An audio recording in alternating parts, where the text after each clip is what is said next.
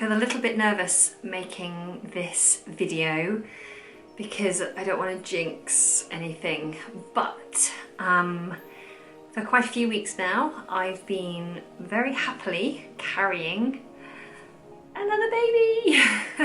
I had my last miscarriage at the very beginning of January, so end of December, beginning of January, which if you followed that story, you'll know that it was an incomplete miscarriage brought on by medical management and then had to go to an emergency ERPC, which is like a D&C where they go in and just take everything away.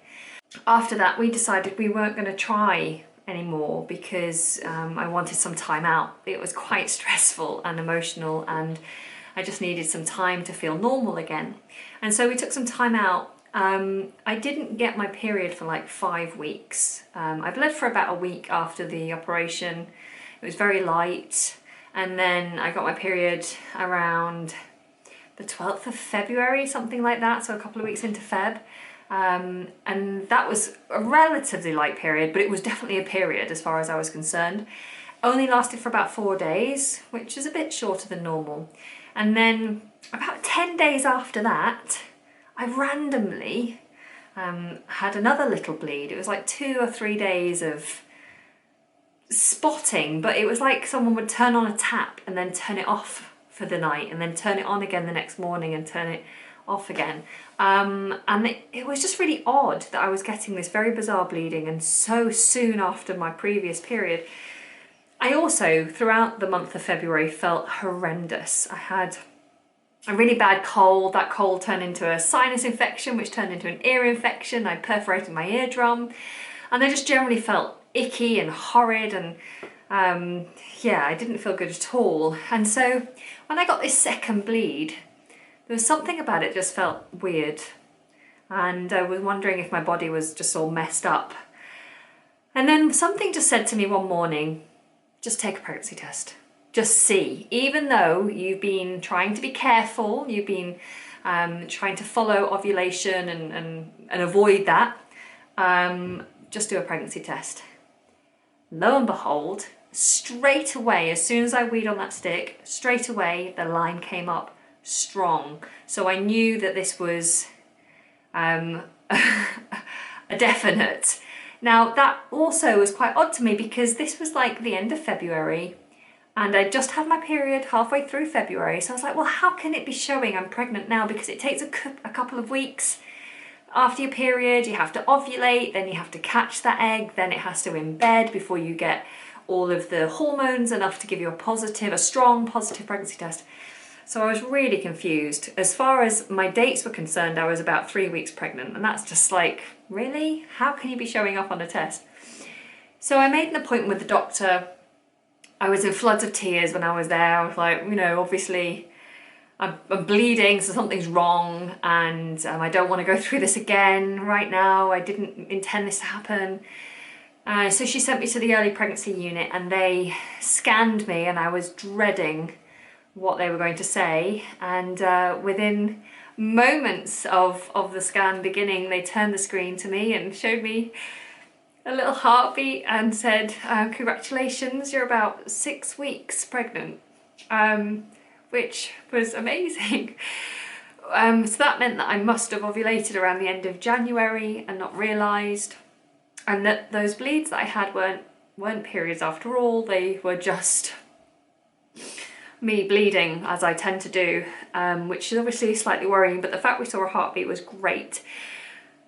Given that I've had 2 miscarriages recently, they said they'd book me in for 2 weeks later, and so I went 2 weeks later, again paranoid that I was going to get bad news, but again we saw a really healthy little baby and a really strong heartbeat, and everything seems to be going really well. I feel awful, which is great.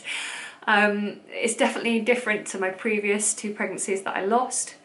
I have quite severe nausea. I have been eating a lot, but I do have strong food aversions as well. Like, I couldn't even stand the smell of my partner making coffee downstairs. Coffee really turned my stomach. Anything that's kind of a strong tomatoey sauce, like a pasta sauce that are tomatoey, I can't stomach. anything that's spicy or that makes my stomach feel acidic, I can't handle. So it's quite similar to when I was pregnant with Jacob. Actually, I had similar things with him. Of course, at the moment we're on lockdown with the whole coronavirus crisis. So trying to get hold of the kinds of foods I should be eating and the pregnancy vitamins is always a little bit of a challenge at the moment. But we're doing our best, we're muddling through, and I guess the one upside of what's going on globally is that it's forcing me to take more care, it's forcing me to be more well rested. Most of you, if you followed me for a while, will know that during my pregnancy with Jacob I was climbing mountains, I was snowboarding, I was playing squash till the 3rd trimester. I was heavy on the exercise. But this time round I have enforced rest, which is probably a blessing, to be honest. So that's me. I'm just now at 10 weeks pregnant, and yeah, my symptoms have been severe nausea, food aversions, my sense of smell is insane. I've been up 3-4 times in the night to wee, just being extremely tired, having to take really long naps in the middle of the day, going to bed at like 8:30 at night, still not being able to get up well in the morning. To be honest, my nighttime sleep isn't great. I'm just like up and down, feeling uncomfortable. My back is starting to go. And that's most of it really. I've started showing already. I did a few weeks ago. I'll show you my bump, hang on. So I've got a bit of a bump going on there. No more six-pack for me. So my jeans have been tight for a couple of weeks. I've done the whole elastic band around the button and through the buttonhole trick to keep my jeans going for a few more weeks. I'm now in my maternity bras because my normal bra is too tight. My boobs are really sore. That's another thing I'm dealing with. I think that's it. So what I'm going to do now is just keep you guys updated. I've got a midwife appointment this week, so that's quite exciting. Get all booked in and find out what on earth's going to happen if things don't change in terms of the lockdown.